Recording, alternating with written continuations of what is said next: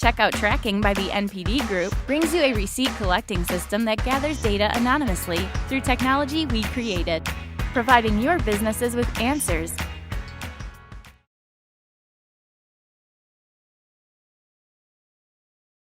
Thanks for coming to the talk. I hope you guys are having a good conference. So my name is Jim Nichols. I'm a co-founder of Thup Games. We're an independent game studio in New York City. Today I'm just going to share some of my experience as a game designer and kids app developer. And I'd also like to talk a little bit about where kids apps are going possibly tomorrow.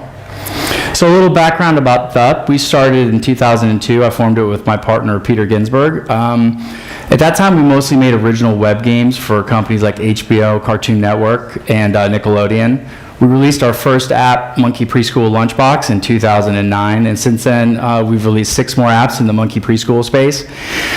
So we had a lot of success over the past 6 years, and it's been a really good ride. But the thing I'm most happy about right now is we still kind of have a foot in the door or head above water. There's been a lot of changes, and we're still kind of holding our own. A little background about us, too. For almost all our history, it was just the 2 of us. We did some freelancers, but we mostly just split duties. I do art, animation, game design, sound, the voice. He does code and a lot of other stuff. So you kind of regret that actually after a while. But so when we first started off, we did original web games, and what that meant was we didn't do IP for Dora or games based on Dora. We made our own original games. We did them for a lot of different ages, a lot of different genres. What that usually meant was we found ourselves doing games for non-gamers, and at that time, really in particular, it was the conventional wisdom. There was a very bright line between gamers and non-gamers. That's much less now, although there's a lot of fracturing. But video games are great, and we love them. And what we found was that really the only difference was presentation, that they just really weren't used to the symbology of games. So a good example of how we approached this was a game we made for a channel called The N.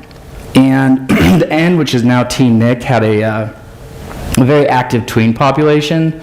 They were very active on the forums and in the user boards. They would just create all kinds of user-generated content, fan fiction, soap operas, some things that even actually kind of approached games.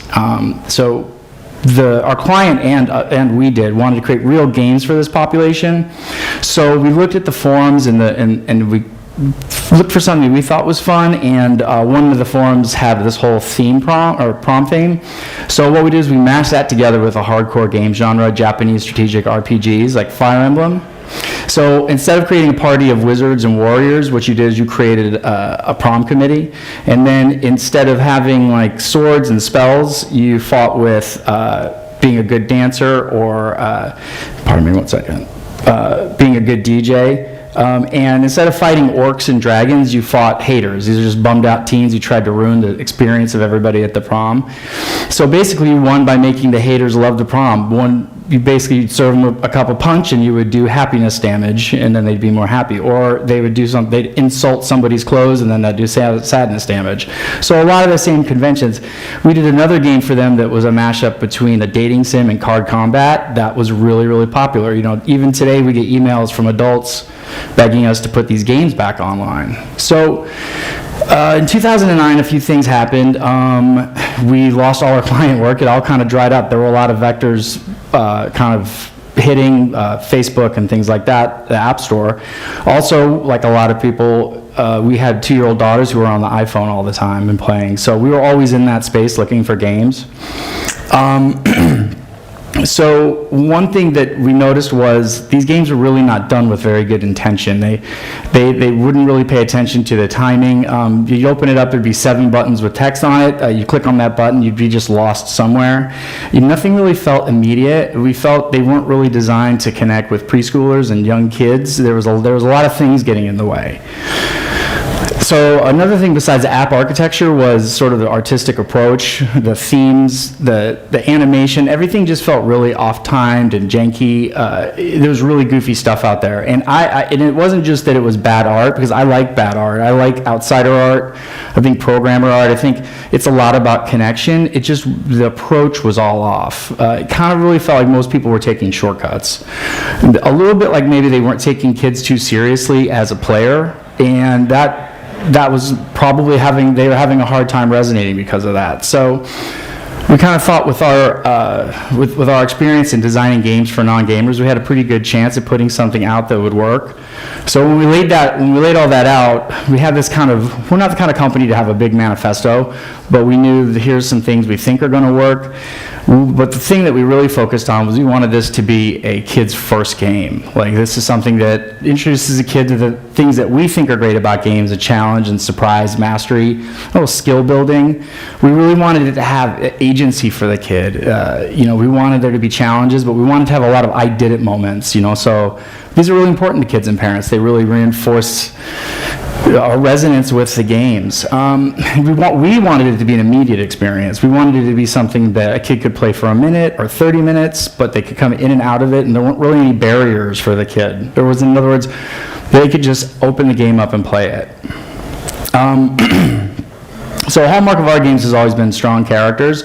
So since this was a kid game and we love to do characters, we tried to create an engaging character. Our happy-go-lucky monkey Milo, I don't know why I wrote that for me to say, but we toyed with having the game involve moving or interacting with him, but we quickly remembered we don't want distraction in our gameplay. This was supposed to be just a seamless kind of game to game to game, and if the monkey was there and they could play with him, it would be a distraction. So we sort of integrated him into the gameplay, so he cheers when you get it right, which is really fun. But then also we didn't want kids to get it wrong, but we wanted there to be sort of like a soft correction. So we integrated him to do this sort of soft fail. So when the kid gets it wrong, the monkey goes, ooh.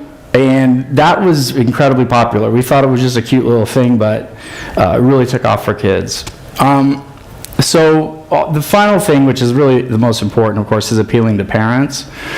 And since this was a new IP, we really wanted to put our best foot forward. And what that meant was kind of like doing something that was familiar, so character-based, but we really wanted it to feel kind of new and digital, just kind of a little out there. So what we did is we kind of struck an art style that wasn't too saccharine, and we gave it an unconventional name, which we struggle with sometimes. Also, we decided to base the gameplay around ABCs, 1, 2, 3s, mostly because that's a natural play pattern for really young kids. They don't really differentiate it like older kids, and it makes you more attractive to parents. So the result of this was Monkey Preschool Lunchbox, and it really worked. In fact, it worked a ton better than we had thought. So with no promotion or featuring or advertising of any kind, it just blew up. It was really popular. And I'd like to say that we planned that, but we didn't plan that. It happened that way. As a matter of fact, it's going to be 6 years and 2 weeks that we released this app. So this app has been at the top of the store for 6 years and has had a lot of success, and we're really, really proud of that. But one of the things as a designer as a game designer and just a designer in general, is when you communicate something and you get feedback that sort of is maybe from somebody who really doesn't understand what you do, but they sort of say back to you what you were trying to do. So we have tons and tons of reviews, like thousands of reviews over the years, but the early ones even got it. And these are parents without a lot of game context at all. These moms are playing Candy Crush like mad right now, but then they probably weren't gaming too often. And this one it's entertaining and educational, challenging, but not frustrating. That could have just been the words we used to design the app. This one right here, I love seeing the progress she has made and the look she gets when she successfully completes the puzzle and matching game all by herself. That's really what we're going for, was we wanted the kid to be able to do it, the parent to be able to see it. We're very kind of kid focused. We're kid advocates, I guess you could say. We're kind of that whole kid power thing that I kind of grew up with and I still really believe in. So we figured it out, right? Don't want to tip my hand, but we were really psyched and we really got worked on our next app. This app is called Monkey Preschool When I Grow Up. And, we thought we hit all the right notes with this app. It was different enough from Lunchbox. We thought it could really build the brand. But then it wasn't going to step on Lunchbox. Those were early days, too. We didn't really want to cannibalize. We didn't really sure what was happening. You couldn't tell. So we also didn't want to do something that felt clone-ish. We maybe are overly cautious of not, but almost asking people to buy it. We have never been really aggressive about this part of our brand. We try to offer as much as we can. So, it's a dress-up app, and you can mix and match. You can be an astronaut, elf, princess, farmer, all these things. You can dance with these little characters, like Steam Shovel, an octopus. It was really fun. Kids really loved it. And we thought this is gonna do really well. And it started off the first week great, and then it sank like a stone. So the reviews went something like this. Indulge me, I like this one. Bubby likes the other game better. All you do in this one is drag and drop hats and shirts on Monkey. Kind of pointless, low educational value. In the other game, I felt Bubby was learning something. This one is not educational. So we knew that there was an educational component. We didn't expect that to be a problem, but it kind of became clear that we had made some pretty critical mistakes. We received a lot of dissatisfied reviews, but we received a lot of reviews where the parents said the kids loved it. But what happened was that the parents never said they loved it. With Lunchbox, you had both people. I love it, my kid loves it. With this one, was my kid loves it, and they won't stop playing it. So that's when we realized this important thing that everybody already knows already and should always do when they're doing kids apps. And people say it, but do you know it? And that's your customers, not your consumer, right? You have got to appeal to kids. And what we saw with our customers, they were excited about their kid playing with the app and with them playing with and how they felt when the kid was playing with the app. Our customers wanted their kids to say B for banana, not I'm a pirate. Now, that's not what I'm not saying that kids' apps need to be educational at all, but for our parents, they needed. We had overcorrected for kids, and so, we changed that.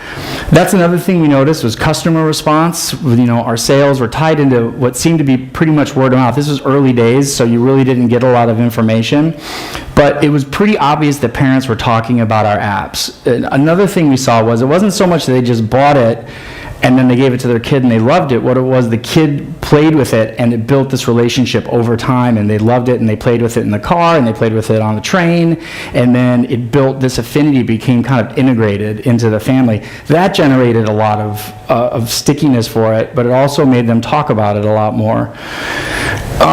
This is a survey that's kind of a little old, but it's about word of mouth. This one says 50% of the people discover new apps from word of mouth. For kids, it's tricky. I'm not seeing a lot of good data out there. I don't have a lot of money to build it myself. People say that a lot of it's search, but frankly, they're not talking about kids, and I don't really know how you differentiate. Like Barry was talking about Rapunzel. It's like there's a lot of talk in parents, and it's been very good for us. So when I go out to talks, and a lot of people, they ask me, how did you guys have your success? Or I hear other people talk about how they had their success. People will say, well, you got to make a great app. It starts with a great app. And I'm not really sure what that means. That sounds great, but does it mean it has amazing art, or that it's really fun, or that it's hilarious? I think a better way to put it would be to say make a connection. When you're designing games for kids, it's really important to make a connection to kids, make a connection to parents. Try to make them have a connection about your product outside of the product. I think you need to try to make it resonant, and it's a good way to move your apps through communities. So the present. Well, that was then. We were an early mover. We got a lot, after we were in the store, we got a lot of great features. We were on the minis when they launched all the stores. We were able to, we got very fortunate. Independent developers like myself are have a different problem today. Unless you have your own television channel or have a bunch of money to lose, it's going to be hard to get attention and build a brand. There's a ton of apps. There's a fire hose of apps that's just overflowing, and that makes it hard to get features because frankly there's a lot of money and quality. So, however, I still think that this is a challenging environment. There's hope for independent developers. One app that came out last year, Metamorphosis, is this amazing app. It was released by Patrick Smith. I met him at GDC. He's a solid dude. He's very good.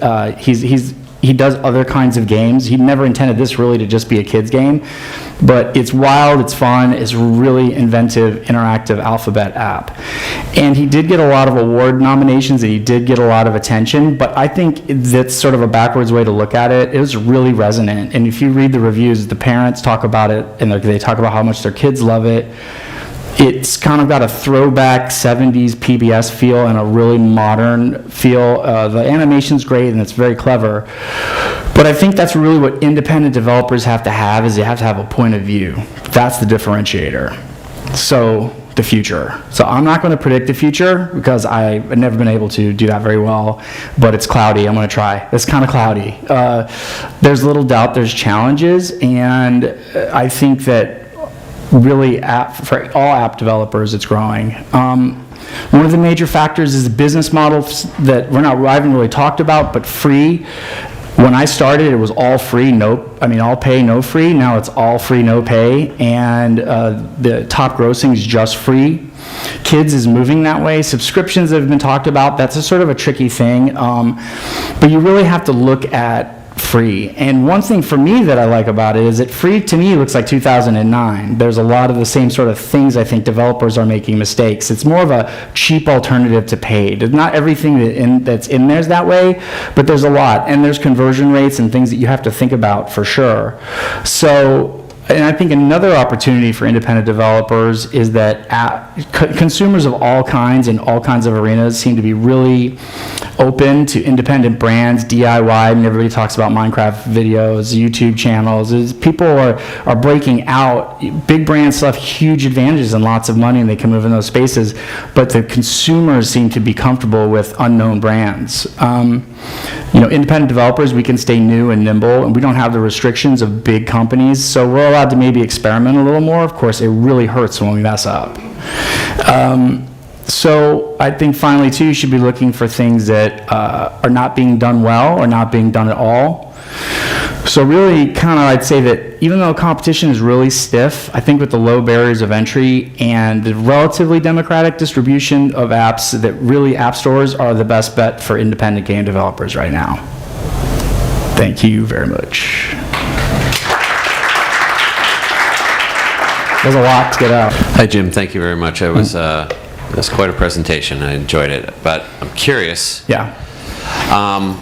How much of this, parents' opinions about apps needing to be educational, and whether your Dress Up Monkey app had significant lift overseas compared to North America? Well, first of all, parents saying they want educational apps and parents buying educational apps. Yeah. This is not is that the billion-pound gorilla? If you look at the sales of everything right now, I think that we talked about that on Ginny's panel a little bit. I'd expand on that. Is that parents, the screen time stigma and all that's going.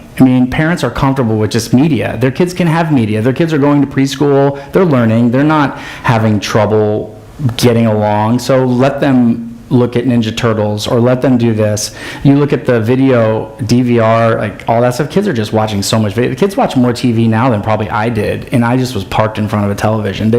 But they watch it in disconnected ways. So overseas is a tricky one for us because we kind of have a foreign-looking project IP here, right? Like that sort of doesn't seem totally American or anything. We do pretty well, but we don't really see a difference between, say, Lunchbox and our other more educational apps and the Play ones. We did release one, Zuzu's Bananas, last October, and that's just a WarioWare, kind of just, there's no education or anything, and it's done pretty well.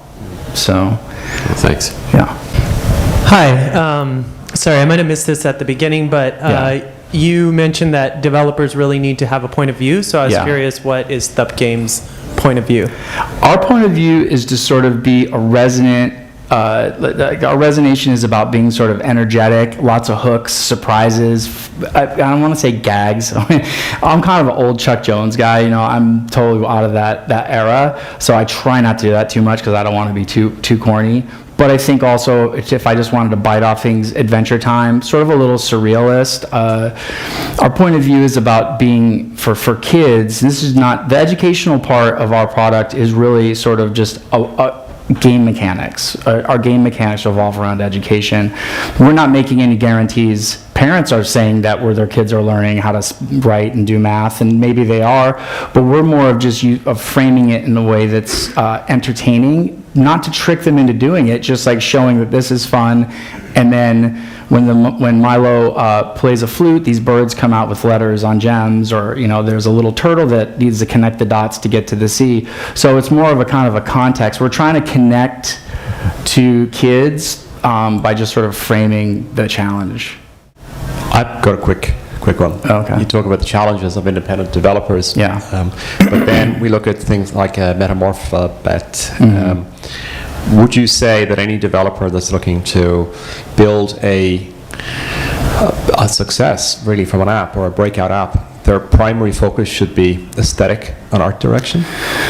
Okay, so there's a lot of stuff about A/B testing on icons that's really crazy. That apparently really works, and you're hearing a lot about that. So right out of the gate, yeah, I mean, people are like, "What? That looks ugly." Now I don't know what what the straw man icons might be. I don't know if they're two that are very similar, but that seems to really be happening. Screenshots, they say, are important.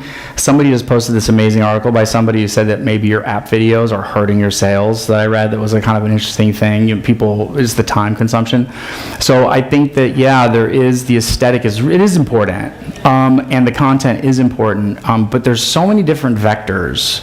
And it's really hard to say right now because there's a lot of people throwing a lot of money, and you'll say, oh, that app did pretty well, and it does have beautiful art, but is it because it had a lot of features or was on a commercial, or so it's a little hard to tease out. I'd say that it has to look good, but I don't know how good it has to look necessarily. That's great. Okay. Thanks, Jim. All right. Fantastic. Thank you.